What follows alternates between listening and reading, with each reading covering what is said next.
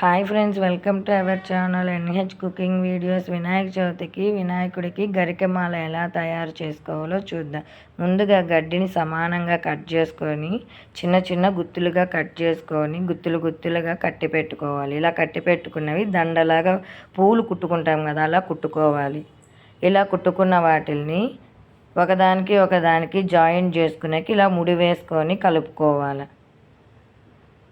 ఆ ముడులు కనిపించకుండా ఉండాలంటే మూడు పువ్వులతో ఇలా చిన్న చిన్న ఫ్లవర్స్ని గుత్తులుగా కట్టుకొని వాటి దగ్గర కుట్టేసుకోవడమే.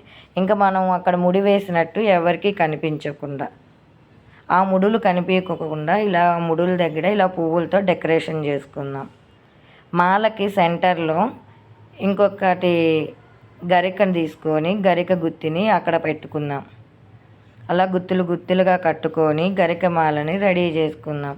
లాస్ట్లో వచ్చి గన్నేరు పువ్వులతో డెకరేషన్ చేసుకుందాం. అంతే ఫ్రెండ్స్, వినాయక స్వామికి గరికమాల రెడీ.